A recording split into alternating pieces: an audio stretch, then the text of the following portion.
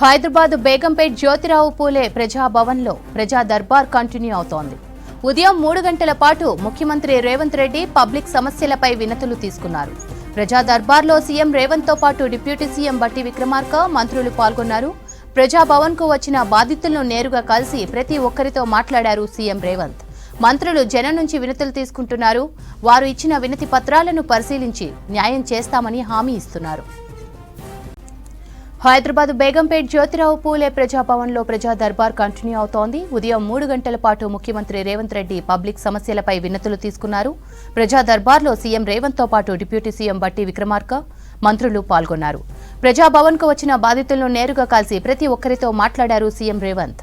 మంత్రులు జనం నుంచి వినతులు తీసుకుంటున్నారు. వారు ఇచ్చిన వినతి పత్రాలను పరిశీలించి న్యాయం చేస్తామని హామీ ఇస్తున్నారు. ఇక ప్రజా దర్బార్ కు సంబంధించిన మరిన్ని డీటెయిల్స్ ప్రజాభవన్ నుంచి విజయ్ అందిస్తారు. Vijay, over to you. S Revanthi, ఉదయం నుంచి ప్రజా దర్బార్కు పెద్ద ఎత్తున ప్రజలు తరలి రావడం జరుగుతున్నది. వారి సమస్యలు చెప్పుకునేందుకు ఉదయం నుంచి కాసేపు 2 నుంచి 3 గంటల పాటు సీఎం రేవంత్ రెడ్డిని కలిసిన తర్వాత ఇప్పుడు మంత్రి సీతక్క ప్రజా దర్బార్కు ప్రజల సమస్యలు పరిష్కరించడం జరుగుతున్నది. ఒకసారి మనం విజువల్లో చూడొచ్చు. చాలా వరకు కూడా వందల మంది ఉదయం నుంచి ఈ ప్రజా దర్బార్కు వచ్చి తమ సమస్యలు ఇక్కడ ఉన్నటువంటి నాయకులకు విన్నవించుకుంటున్నారు. సో చాలా మంది కూడా పెద్ద ఎత్తున ఉదయం నుంచి తరలి రావడంతో పోలీసులు కూడా క్యూ లైన్ ఏర్పాటు చేసి ప్రత్యేకంగా వారందరినీ పంపిస్తున్నారు. సో మనం చూస్తున్నాము, కొంతమంది ఇక్కడ ఉన్నారు. ఎక్కడి నుంచి వచ్చారు, ఎలా ఉంది ప్రజా దర్బార్కి రావడము, మీ సమస్య మీద ఎవరైనా కలిసారా, లోపల ఎలా ఉంది? చాలా సంతోషంగా ఉంది. ప్రజలని ఇట్లా నేరుగా సీఎం గారికి కలవడానికి అనుమతించడం చాలా సంతోషంగా ఉన్నది. గతంలో నేను సీఎం గారి బీపీ బస్సు కూడా నడిపించిన. నేను టీఎస్ఆర్టీసీలో 10-15 సంవత్సరాలు చేసినాం. మేమంతా కలర్ విజన్ అని చెప్పేసి మెడికల్ ఆఫీసర్స్ అన్ఫిట్ చేసి మాకు ఆల్టర్నేట్ ఎంప్లాయ్మెంట్ ఇవ్వలేదు. 6 సంవత్సరాలు 7 సంవత్సరాల నుంచి గతంలో ఎన్నోసార్లు మా ఎండి గారికి, మన ప్రభుత్వ ప్రధాన కార్యదర్శి గారికి, ట్రాన్స్పోర్ట్ మినిస్టర్ దగ్గరికి, చైర్మన్ గారి దగ్గరికి చెప్పులు అరిగేలా తిరిగాము. కానీ మా అధికారులు స్పందించలేదు, వీళ్ళు స్పందించలేదు. ఇప్పుడు మాత్రం మాకు కంపల్సరీ మేము ఉద్యోగాలు ఎక్కుతామని ఆశతోటి ఉన్నాము. అంటే ఎలా ఉంది మరి ప్రజా దర్బార్కు రావడం ఇన్ని రోజులకు? ఇక్కడికి సంతోషం, చాలా సంతోషంగా ఉంది. ఇటువంటి దర్బార్ పెట్టడము చాలా మంచిది ప్రజలకు. మేము మా పనికి ఏ ఆఫీస్కి పోయినా వితిన్ గేట్ కాడి కూడా రానేలే. ఈ 9.5 సంవత్సరాలలో గేట్ కాడి కూడా రానేలే. మా ఆర్టీసీ చైర్మన్ గారికి పోయినా కానీ చైర్మన్ గారిని కూడా ముఖ్యమంత్రి గారు కలవని పరిస్థితి. ముఖ్యమంత్రి గారు రాణిస్తలేరే అని మాకు బాజాపు చెప్తుంది. మేము డ్రైవర్ల వందనం పోతే కూడా సార్ మాకు ఆల్టర్నేటివ్ పోసారని తిరిగి ఇక వదిలిపెట్టి కూర్చున్నాం. కాంగ్రెస్ ప్రభుత్వం వచ్చింది, మాకు ఉద్యోగాలు ఇస్తారని మేము ఆశతోటి ఎదురు చూస్తున్నాం. ఇవ్వాలని కూడా కోరుకుంటున్నాం. కలిసినాము, లోపల లెటర్లు ఇచ్చినాము, ఇస్తారని హామీతోటి ఇచ్చారు. ఇవ్వాలని కోరుకుంటున్నాము. ప్రభుత్వాన్ని, ముఖ్యమంత్రి గారిని కూడా ఇస్తారని ఆశతోటి సంతోషంగా ఉన్నాం. సో ఇది చూస్తున్నాము, పలు సమస్యలు, ఉద్యోగులు, నిరుద్యోగులు, పెన్షనర్లు, మహిళలు, ఇల్లు రాని వాళ్ళు, అదేవిధంగా కారుణ్య నియామకాలు, ఇలా దాదాపు 100 మంది తమ సమస్యల పరిష్కారం కోసం ఇక్కడికి రావడం జరుగుతున్నది. వచ్చిన వారందరినీ కూడా లోపలికి పంపిస్తున్నారు. ఇప్పుడు మంత్రి సీతక్క మొత్తం కూడా ప్రజా దర్బార్లో కూర్చొని ప్రజలు ఏవైతే వారి సమస్యలు చెప్పుకుంటున్నారో వినతి పత్రాలు కానీ వారి సమస్యలకు సంబంధించినటువంటి పత్రాలు తీసుకుంటున్నటువంటి పరిస్థితి ఉంది. సో ప్రత్యేకంగా చాలామంది కూడా వికలాంగులు ఇక్కడికి వచ్చారు. వారి కోసం వీల్ చైర్లను కూడా తెప్పివ్వడం జరిగింది. వికలాంగులందరినీ కూడా వీల్ చైర్లో ఇక్కడ ఉన్నటువంటి సిబ్బంది తొలకపోయి మరి ఏదైతే వారి సమస్య ఉందో సమస్య పరిష్కరించాలని చెప్పి లోపలికి వెళ్ళినటువంటి పరిస్థితి మనకు కనిపిస్తున్నది. చూస్తున్నాము, చాలా మంది కూడా హ్యాండిక్యాప్డ్స్ ఇక్కడ రావడం జరుగుతున్నది. ఒకసారి వారితో మాట్లాడదాం. వారు లోపల కలిసారా, వారి సమస్య పరిష్కారం అయిందా, ఒకసారి వీరితో మాట్లాడదాం. ఎక్కడి నుంచి వస్తున్నారు, ఏం సమస్య ఉంది? మేము గోపాలమిత్ర అండి, పశుసంవర్ధక శాఖలో గోపాలమిత్రగా పనిచేస్తున్నాం 23 సంవత్సరాల నుంచి. మాకు కాంగ్రెస్ ప్రభుత్వం ఉన్నప్పుడు 3,500 జీతం ఇచ్చేది. ఇప్పుడు జీతం మాకు రెగ్యులర్గా అయితే లేదు. దాని గురించి అడగడానికి వచ్చినాం, చెప్పడానికి. బాగుంది సార్, అడ్మినిస్ట్రేషన్ అయితే బాగుంది. అదైతే లోపలికి వెళ్ళిన తర్వాత ఎవరిని కలిసారు? సీతక్క గారిని కలిసినాం, చెప్పినాం. అదే చాలా మంది కూడా మీరే సమస్య గురించి వచ్చారు. సార్ మేము నిరుద్యోగులం మేము గురుకుల ఎగ్జామ్ రాశాం మేము.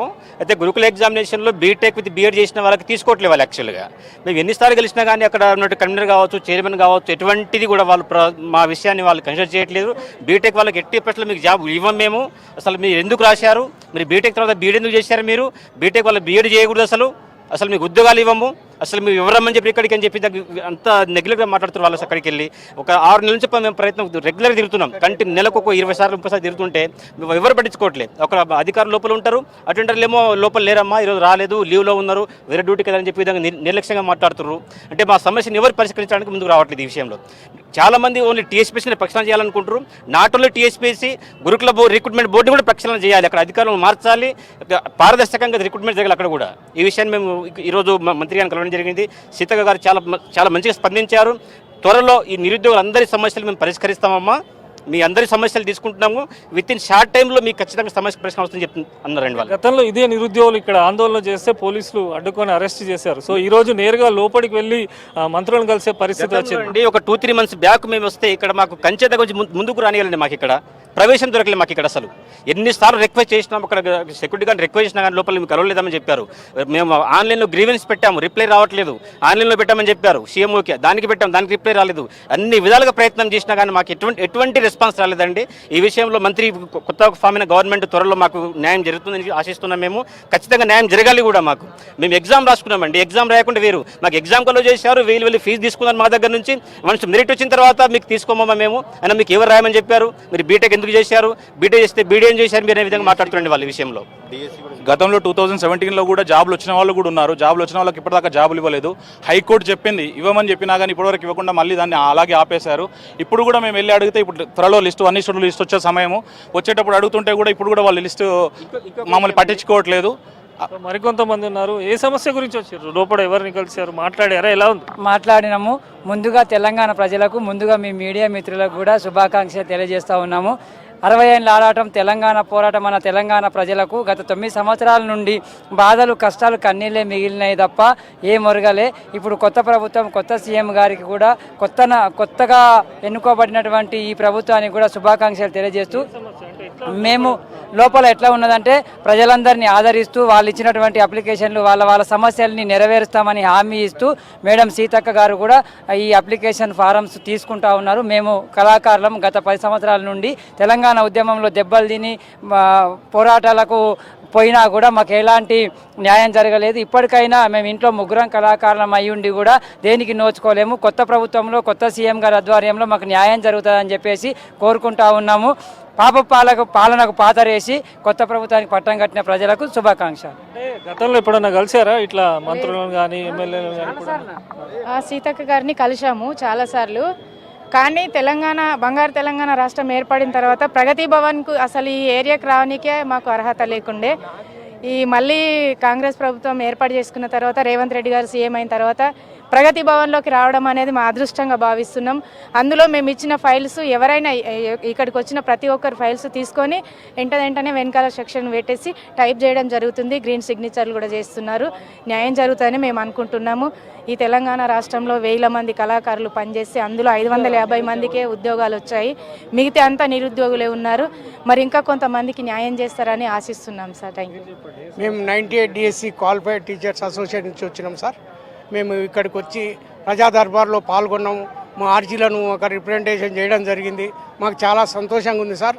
ఇంతవరకు ఎప్పుడు రాలే ప్రగతి భవన్కు. ఇవాళ ప్రజా దర్బార్ అయినందుకు వచ్చినాం. మాకు ఇవాళ ఎంతో ఆనందంగా ఉంది. మాకున్న బీపీ షుగర్లు కూడా తగ్గిపోయినాయి దీంతో. కాబట్టి ఎందుకంటే ఇంట్లో చెప్తుందంటే 20 సంవత్సరాల నుంచి నిరీక్షణ చేసినాం, విసికి వేసారికి పోయినాం.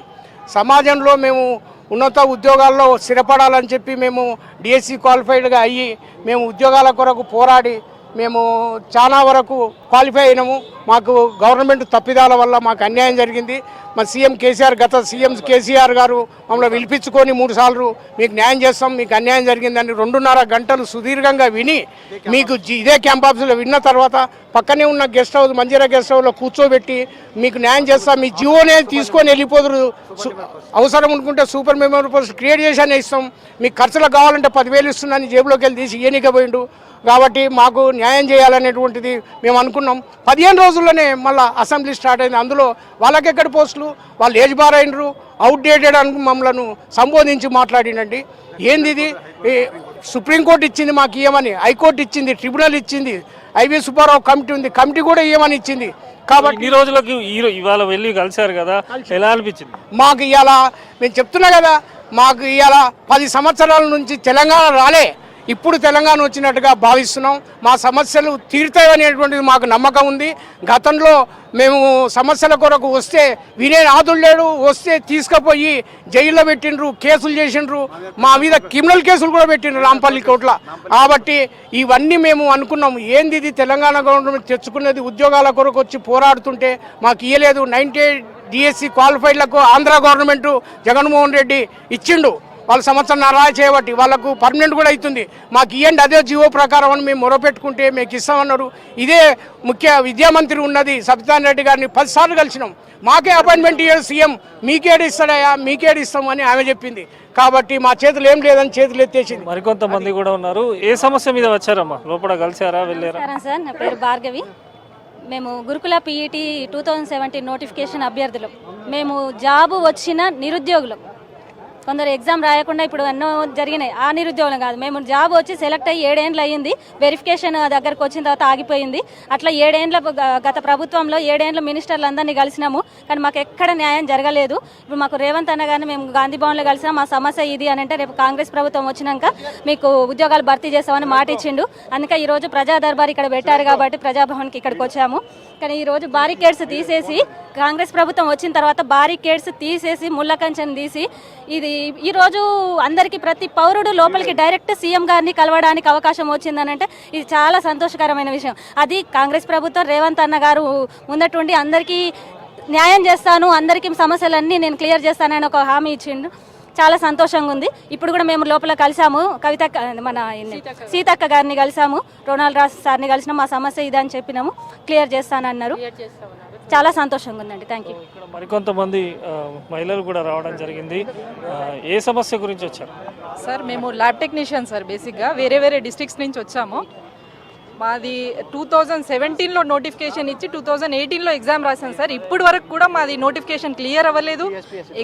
ఎగ్జామ్ ఇచ్చి 3 నెలల క్రితం వెబ్ ఆప్షన్స్ ఇచ్చి సర్టిఫికేట్ వెరిఫికేషన్ చేశారు. దానికి సంబంధించిన రిజల్ట్ కూడా ఇప్పటిదాకా ఇవ్వట్లేదు, ఫైనల్ లిస్ట్ ఇవ్వట్లేదు, అపాయింట్మెంట్స్ ఇవ్వట్లేదు సార్. మేము వస్తుందో రాదో అని అనుకునే క్యాండిడేట్స్ కూడా కాదు, మాకు ఖచ్చితంగా జాబ్ వస్తుంది. అన్ని విధాలా ఎలిజిబుల్ ఉన్న క్యాండిడేట్స్ ఉన్నాము, 350 మంది ఉన్నాము. మాకు ఈ రిజల్ట్ రిలీజ్ చేస్తే 5 ఏళ్ల క్రితమే మేము ఉద్యోగాల్లో ఉండాల్సింది, కానీ ఇప్పటి వరకు కూడా ఆ అవకాశం ఇవ్వట్లేరు. మరి ఆ ప్రభుత్వం అయితే ఇవ్వలేదు, ఈ ప్రభుత్వం ఇస్తుందో లేదో అదే అర్జీ పెట్టుకోవడానికి వచ్చాను సార్.